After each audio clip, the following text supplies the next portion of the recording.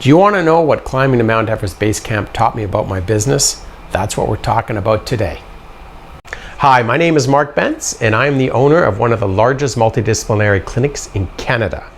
I started the Virtual CEO because I wanted to take clinic owners from overworked, underpaid, to living life on your terms and a clinic that is extremely profitable.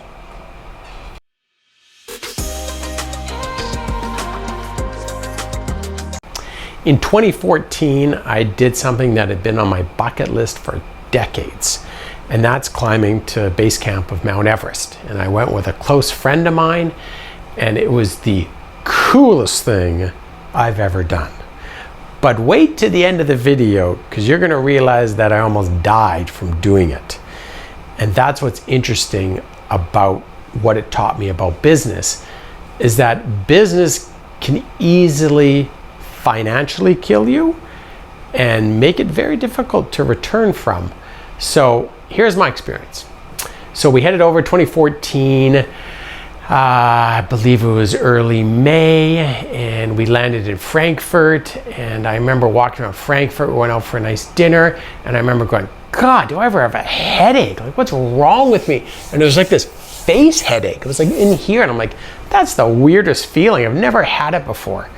And so the next day we wake up and we catch the flight to Kathmandu. And we land in Kathmandu, and I'm just like, whoa, that was a nasty, nasty flight. But again, I didn't know what it was. It was just this pain. It was just like through here. And so I'm like, Jesus, well, we're going to Lukla, which is the airport where you start hiking and trekking in a couple days. And I'm like, God, I don't know what's going on with me. So we toured around Kathmandu, and the next day, again, it was just worse and worse. And I'm like, whoa. So I go into the medical clinic there, and I tell him my story. And the doctor says, oh, you got a sinus headache, like a sinus infection, which is giving you this pain that you feel. And it was so incredible right in this area. And he's like, yeah, you need to take these antibiotics because it's a serious one, and you got to get a hold of it, because that's what happens when you get to altitude, is that it's exacerbating the pressures. And I'm like, oh, Jesus, thank God we figured this out. But I was like, well, here's the problems, doctor, I'm going to Lukla tomorrow. And he goes, oh, that's not a good idea. And I'm like, well, it might not be a good idea, but I've been thinking about this all my life, and I got to really get there. And he's like, oh man, this isn't good. What you experienced in that plane before, you're going to experience more. And, it could get a lot worse for you depending on how these antibiotics have effect. And I'm like, oh, this is brutal. What am I going to do? Well, of course, I make the decision and I go, because I weigh the odds and I think, well, the pain's bad, but I know these antibiotics are going to work. And thankfully, we land in Lukla, we start trekking. Within about 48 hours, I start to notice a significant difference. So I'm saying to myself, hallelujah, that was a great risk-reward bet that I took. And this is what you do in business, right? What is the risk-reward bet you take at each one of your stages of growing your business? And there, I just like, no, man, I got to get on this trip. It was also a part of a gap tour, so it's not like I could delay it and say to Carla and I that we're going to hike in a few days. It's like the tour is gone. So in that respect, it was like, okay, that worked. Very thankful. What was cool about landing in Lukla is it's the most dangerous airport in the world. And for those who get turned on about that, it goes and you land, and then there's a rock wall right in front of you. And so the plane cannot it cannot do a touch and go if you got problems. It has to stop, or you hit the rock wall. So it's kind of fun, but I like flying. Little side note. And then so we start trekking. And we go through this magnolia forest, and it's totally beautiful. I can't believe I'm there, and we're starting to go over these bridges with these huge drop-offs down to the river. And I'm visually impaired, right? I got 1, maybe 2% of my vision back then. And I could tell that, oh my God, like these drop-offs at times, I was asking some of the Sherpas, and they're like, oh yeah, it's 2,000 feet, off to your right. And I'm like, whoa. And of course, for the average person, no problem. I mean, the path is reasonably wide. I don't know what it is, 10 feet wide, 15 feet wide. No, maybe not that wide, but it's about 10 feet wide. But for me, I'm sitting there going, oh God, I could easily trip on one of these stairs. And it really like gave me this stress in my body. And I thought to myself, God, you know, this is an interesting process to go through, because to get to where you want to go, there's a lot of stress. There's a lot of obstacles. It's endless. To really get to where you want to go in life, it's endless, because everybody's got these dreams. The problem with all our dreams is we end up giving up on them because it's too hard. There's too much stress. The obstacles are too big. And the issues are just too grand. You can't get over these issues. And I just remember walking going, God, this is such a cool example, or what a great metaphor for life and business. And you just keep going because you know where you have to get to. And it's like, okay, let's get into this. And then so up and down we go. It's about, I think, a 6-day trek up. And I remember the last couple days, just about 12,000 feet, I started feeling very different. And I was like, you're just on edge. That night I slept so poorly. And to give you an example of how you sleep in your sleeping bag. I slept with my long johns on. I slept with my top long johns on. I slept with my jacket on, my gloves on, my balaclava on, my buff on. Like, it was ridiculous how cold it was. And this is just going to Everest Base Camp. And now, of course, I have dreams of going up Everest, but I'll assure you, I cured them, and I'll tell you why in just a few minutes. But just going to Everest Base Camp, it was wild. So really shitty sleep that night. I wake up the next morning, I'm like, oh God, that was bad. And I just don't feel good at all. And I remember saying to the Sherpas, you know, God, you know, that was awful. Like, well, that's what happens at altitude. You got to get used to it. And, you know, you just keep going. And they're always checking your O2 stats to make sure that your oxygen levels don't drop too low and that you acclimatize properly, because anything over 9,000 feet, you can really have the altitude issues have an impact. So I'm like, okay, cool, keep going. And of course, it's crystal blue skies. It's amazing out. I'm with my buddy in this group and we're having such a good time. Next day, we go to bed, and then my buddy wakes up and he's like 1 o'clock in the morning and he's walking around and he's hallucinating. And I'm like, whoa, Carl, man, what are you talking about? And he was nattering on about his kids and stuff that it didn't actually make any sense. And I'm like, Carl. And I wake him up because he's now pacing. And he's like, oh, and he sort of startles awake. And I'm like, what are you doing? And he's like, oh, I don't know what I'm doing. And I'm like, man, you got some issues here. And then he's like, oh my God, my muscles are all cramping up. And we're at that point, I think about 14,000 feet. And I'm like, whoa, man, this is a long night, because I'm still freezing cold. He's freezing cold. Now he's hallucinating and he's got muscle cramps. And I'm like, Jesus, I mean, should we maybe get one of the Sherpas out of bed and see if there's some type of herb or anything we can take? Like, you know, what's going to snap Carl out of this issue he's in? But, you know, at the end of the day, we lay there till the morning, get up, eat our breakfast, and these lodges you stay in are these rock lodges. There's no insulation, but they're totally cool. Like, they're just the coolest places, but they're the coldest places I've ever slept. You might as well be sleeping outside. I think you'd be actually warmer outside. But we get up that day and we head out and we're going over this pass, and we get to our lunch spot and we pull into this area, and we get a sense that something's really gone wrong. And the Sherpa's like, oh, there's been an avalanche. And then we're like, oh, God, really? And so we're like, oh, okay, we'll sit down, we have some lunch. And then the Sherpas are really crying now. And this is a place with a bunch of them. And they're like, oh, it's a huge avalanche happened at base camp, and it's killing people. And we don't know how many are dead. But the Sherpas who were setting up the Khumbu Ice Falls, which is the first place out of Everest Base Camp, which is one of the most dangerous spots, you know, there are a lot of people dying, and we're like, oh my God. And it was really this sort of feeling like, whoa, man, what have we got ourselves into? But I was just thinking, well, that's okay. We're here. We're not actually climbing Mount Everest. This happened just outside Mount Everest in the Khumbu Ice Falls as you go up. So I'm like, we're okay. So, it's shitty to see harsh things happen to people, but it is also very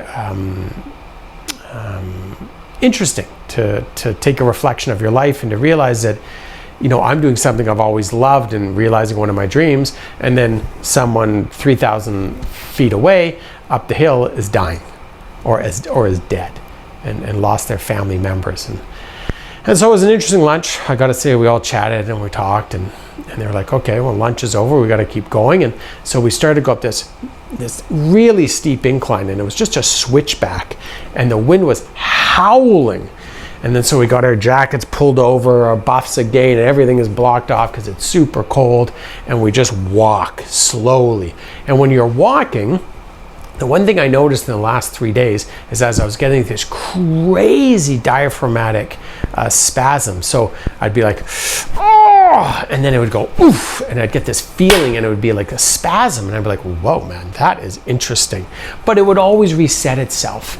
But I was certainly walking way slower. Like I'm talking 1, 2, 1, 2, like that, as opposed to when you usually trek.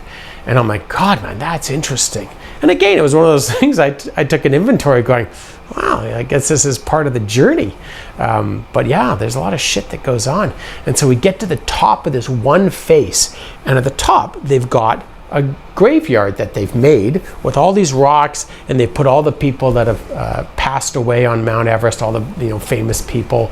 Certainly that huge problem they had up in Everest, I believe, I can't remember, it was like 10 years before that, where all the famous organizers of the big trekking companies, they both died, and it was very tragic, that event. And so we're looking at it and we're reminiscing, and of course people are dying right in the moment, and people are trying to be rescued right in the moment. I remember looking at it going, whoa, this is just, yeah, it was interesting to process, because again, living my dream, and people are dying all in the same moment, and I'm looking at this graveyard, and they're describing it to me, and they're like, yeah, and I'm like, God, man, so many people, these are their dreams too, and they gave up their life. And again, it's just, I thought about my life, my business, how I got there, what's involved, the crazy ups and downs that go on. And I'm like, man, life's a cool journey. Like, it really is at the end of the day. And we're all gonna die sooner or later. Like, sooner or later, it does come. And so we moved on. And we're walking along this plateau. And so here it comes. And this is interesting. So I'm walking along the plateau, and all of a sudden, I'm looking ahead, and I'm looking at Michelle, who's walking in front of me. And she's not far, so she's about 5 feet. And I'm looking at her back, and I'm like, what is wrong with her? And what was happening were the colors of her backpack and her jacket were all just starting to swirl together. And I'm like, wow, what is that? And I keep walking, and the wind is howling, so you can't talk to anybody. It's like wind.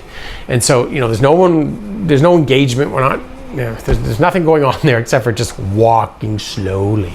And I remember going, God, you know what? Something's wrong with me. And Michelle's, again, pack was just rotating these different colors. And then all of a sudden, I feel this on my shoulder. And it was Penda, the Sherpa, and he goes, how you doing? And I'm like, I'm doing okay. I didn't want to tell him, Michelle's pack's morphing and I'm seeing all these bizarre colors. And he's like, are you sure? And I'm like, well, actually, I'm not doing so good. You're right. And he goes, yeah, you're not walking properly. And I'm like, whoa, that's interesting, because I didn't notice that. And then I said, okay, well, what's happening too is I'm looking at Michelle, and I'm starting to have all these colors rotating in circles, and they're different shades. And she was like a purple jacket, and I think it was a dark blue pack, but they're all like morphing, and it was like this, I already have visual problems to start with, but it was this crazy, like an impressionist painting on steroids. And he goes, hey man, you gotta sit down. So we sit down, and I'm like, oh yeah, wow, I'm not feeling good. And he's like, okay, and he takes my oxygen, and he doesn't say anything, and we sit there for a few more minutes, and I'm out of it at this point. I'm just like, whoa, like something's hit me hard. And he goes, hey, we got to get walking. I'm like, okay, I'm ready. Like I need to go. And so we start walking. Within I don't know, 5 minutes, 3 minutes, I can't even remember the time because I'm so out of it. They're carrying me, and I got my hands over the shoulders on these two Sherpas, and there's a Sherpa behind me, and they're basically carrying me with me trying to move like putting my feet one step at a time. And by this time, I'm like, oh my God, like I've got a real problem here. But they're not telling me what's going on, but obviously I got a real problem. And I'm starting to hallucinate myself even more. And so what's happening is I'm hearing voices, and I can hear the Sherpa behind me saying blah blah blah blah, and he's talking English in his accent, Nepalese accent, but it's not coming out at all, and it's slow, and then it's fast, and it's distorted. We get up to the lodge, which were about I don't know, half K, I don't know what the hell it was, 500 meters, thank God. And we get in, and we have two doctors on our team, and so they look at me and they're like, oh yeah, you got altitude sickness. And like the Sherpa's like, oh, he definitely has altitude sickness. And I'm like, well, what do we do? But meanwhile, my brain is so messed up. I can't really talk, but it's like, what do we do? And so they get the oxygen, they put the oxygen on me. And I sort of start to feel a little bit better, but I'm still the hallucinations of, so everybody in my group now is in this big, like these lodges have these big open rooms, and they're like, oh, how's Mark? And what's gonna happen to Mark? And oh my God, Mark doesn't look good. And I just feel it coming in and out of my brain. And the Sherpa's like, man, you gotta get down because this oxygen isn't benefiting you. And I'm like, okay, and how do we get down? He goes, you gotta get on one of these yaks that come up and down and are the pack horses. And I'm like, I'm not getting on one of those yaks, because I thought to myself, I've seen other people go down that trail on the yaks, and basically they're hunched over like this because they've got altitude issues, and you're walking down, and as I said before, there are massive drop-off, 2,000 to 3,000 feet. And I thought to myself, you know what? We're going to go down maybe 1,000 or 2,000 feet. But what happens if I got even more problems? Then it's nighttime, and I'm sitting in some sort of rock lodge, and at that point I felt like I was going to die. This is how you die. You just drift off into this wild ass hallucination, and then boom, it goes off, and you've done your time on this earth, and it was a pretty good ride. But I'm like, there's no chance I'm getting on that yak. And he's like, but here's the other problem. There's helicopters going up and down. I'm like, I need a helicopter. And he's like, oh, helicopter. Very, very difficult now because they're dealing with all the avalanche. And I'm like, well, sorry. I'm like, well, we need to find one. And I'm blurring. It's a blurry sort of blur. I'm blurting this out in my sort of fashion of not being able to talk properly. And he's like, oh, okay. And then so he comes back after 10 minutes. He goes, oh, okay, we found a helicopter, and he'll be there in about 20 minutes. I'm like, oh my God. And I'm just remember sitting there with these two gals, they were the doctors, and I was like, Nancy, and I think her name was Grace. I can't remember the other girl's name that well. And I'm like, oh my God, Nancy and Grace, you've saved my life. And like, that's, you're gonna be okay. We're gonna get you in the helicopter. And then so time went by, and suddenly I hear a helicopter coming closer to where we are, because there's tons of them going up and down because of the rescue. And then boom, they're like out of the lodge, and they do the thing over to the helicopter, and Carl and I jump in the back, and I remember sitting there like this with the oxygen on like that, and the helicopter takes off, and it's seriously probably 20 feet, and it just goes, and then it hits the edge, and it goes down because of the altitude. And I'm like, holy God, I mean, that almost killed me. This helicopter ride's gonna finish me off. But what was amazing about the helicopter ride is once I got over that massive drop, I was like, this is super cool. So if I'm gonna die, I'm dying in a really cool way. And I just remember going, and we get down, we land at sunset, Kathmandu. We go to the hospital, they check me out, and they're like, yeah, you had cerebral edema, and it was kind of serious for you, and the oxygen's not working, so good choice to get down.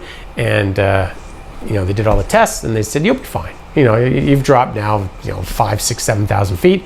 If anything happens to you, come back to the hospital immediately. but this is what we see a lot of, and you're okay. And I went back to the hotel, Carl and I slept for 18 hours. I woke up and I'm like, whoa, that was wild. And again, when I thought about it, I'm like, it's insane to be able to do something you've always wanted to then have hurdles, and then to basically have this death experience where people actually die. Like when they're up on a Mount Everest and that shit happens to them, they die. I, thank God, had the opportunity of having people around me to carry me, to give me oxygen, to put me in a helicopter, to take me down, and then I'm living and I'm going, wow, man, life is a wild experience. But that's what business is. Business is a wild ass experience. And it's a journey, and it's got ups and downs. It can kill you. It can financially bankrupt you. It can give you the greatest highs in life, and it can give you the biggest lows in life. And that's what this trip gave me. And what was even cooler is that, yes, I didn't make it to Everest Base Camp. We were actually one lodge below. So the next day, everybody got to Everest Base Camp. But for me, that was okay because I was living my dream. And then what we did was we went out to the border of Tibet and Nepal, and we went to this outdoor adventure place, and we did this rappelling down waterfalls, and we did these really cool experiences there. And I said, God, you know what? This is amazing. Not only did I hike Everest Base Camp, but then I got this other amazing experience, and then we all met because they had to hike back out, so we had 5 days. We all met back in Kathmandu and shared our experiences. And again, you could say to yourself, oh my God, I didn't make it, that was a failure. And you could say that about your business. Oh my God, I'm not making what I thought I would. I'm not getting the time off. I'm not making the money. Whatever this you want to define as failure, you can. And you can define that all your life. Or you look at it, and thankfully this is how I look at life, and I go, this was a wild ass success. I got to fulfill a dream, and then I got this whole other experience of rappelling down waterfalls, and we were able to come back to Kathmandu, meet our buddies that we'd been trekking with up to Everest Base Camp, share an awesome experience, and then I got home, and that's when I really told my wife how serious it was, because she would have been so freaked out. But then that's also when I sort of realized, like, wow, it's interesting what you can do and what can happen to you in life. But honestly, it's an amazing journey. Your business is an amazing journey. Face it with that same level of adventure, but also be cautious about what things could actually kill you. In business, it's typically a financial death, but it could be a stressful death. Right? It could be, oh my God, this business is so stressful, I can't do anymore, I have to sell it. Whatever you need to do, be aware. There's a lot of ways that businesses can truly have a harsh impact in your life. So look at it, make sure it's fulfilling what your needs are. If it's not, then figure it out. Because again, it doesn't need to be the fact that I went to Everest Base Camp. You may say to yourself, wow, I've grown this business, maybe I need to sell it. Oh, wow, I've grown this business, maybe I need a partner now. Or wow, I've grown this business, I just need help or something else, because whatever I'm doing right now, it ain't working. So guys, that's what going to Everest Base Camp taught me about business, and it was a crazy ass experience, and I loved it. So get out there, take action.